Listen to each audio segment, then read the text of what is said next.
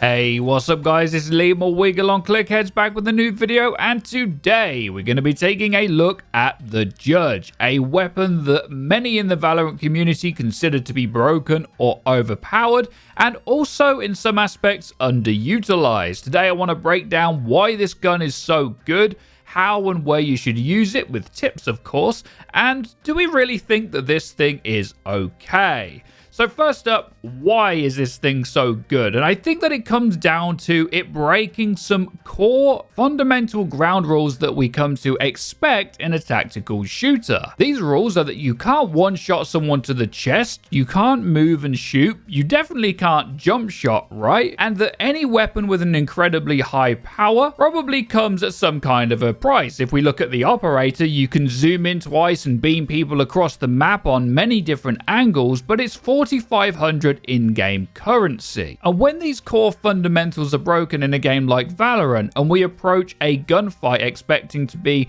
in a similar fair situation as the person you go up against, you're both looking to peek, you're both looking to counter strafe right and get your crosshair placement, and of course aim and hit that headshot. But when things are flipped on the head and you're not expecting to just get deleted by a meme cannon when you try to walk around the corner, things can feel very frustrating. Now, a weapon like the Judge is always going to be more powerful at lower levels of play, but if you've ever seen the Rec 9 memes from CSGO, even pro players struggle to kill someone that's full sprinting around a corner instantly. Everyone misses shots all the time, and when the other person that you're trying to play them mind games with and outgun just comes around the corner like a steam train, just shooting you in the face repeatedly or even jumping and completely ignoring those fundamental rules, it can feel very difficult to counter, and it's a situation that most Valorant players so far are not used to outplaying. So how and where should you be using the Judge? One big tip off the bat, guys, is that if you do crouch with this thing, it is going to considerably heighten your spread, which means hitting people at a further range with the Judge is going to be a lot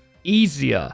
But utilization is the easiest thing to get wrong. Now, what I really like and what you'll see in most of the clips in the video is taking some kind of a cheeky off angle that the enemies don't expect you in. And then if you do decide to use the Judge further later on in that same game, to swap up your positioning to keep the enemy guessing. Now, in my personal experience so far, if you lock down a lane by killing people a few times with this thing, they don't visit back again for the rest of that game. But past just being a pain in the ass with this weapon, it also has some really good economical value with it being so cheap. And one of my favorite places to use it is in a force buy situation. Rounds where you want to make a desperate push, or like this one on Split where my team couldn't all afford a full buy, I actually took a Judge and sat over on B right behind my Cypher's traps. This allowed him to go and have much more presence on mid with my team,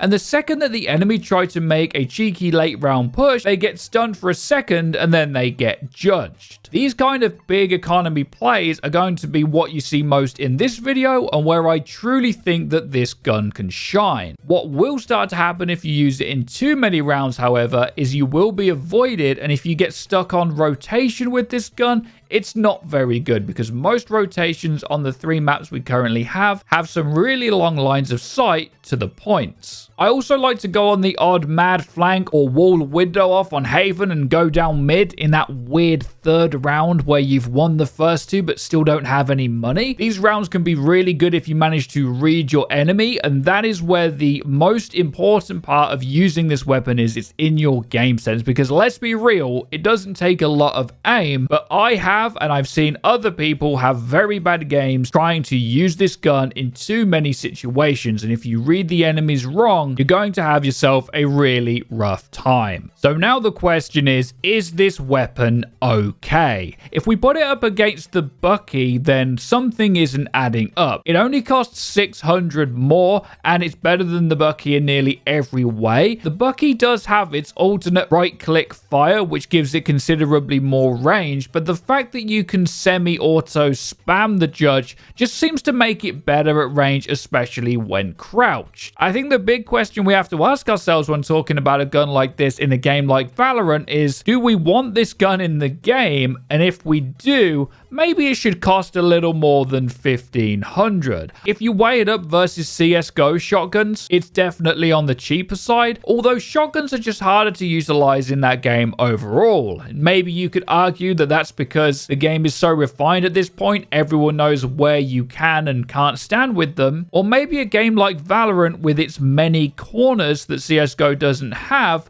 opens up way more opportunities for a gun like the Judge. Either way, I've had a hell of a lot of fun using it, and I'm going to continue to do so. If it costs a few hundred more, I'd probably still buy it, and then if they nerfed it, even then, I've used the Bucky to some pretty good success. So I'd love to hear your thoughts and opinions in the comment section down below. Have you been judged, or have you been the one dishing out judgment? I love talking about this stuff, guys. Getting cheeky with your economy in game to help is one other way you can try to carry your games to victory, and I love all the mind games of it. So as I say, let me know what you think. Be sure to drop a like, as it really helps us out and lets us know you're enjoying the content, and you're going to want to hit the bell icon next to the subscribe button so you get notified when our videos go live. Also in the description is my Twitter and our Twitter for the channel. We'll be shouting these out a little more as we go forward. Right now, we're just diving into everything that is Valorant. You guys are insane. Thank you for 30k, and have yourselves a great day as always.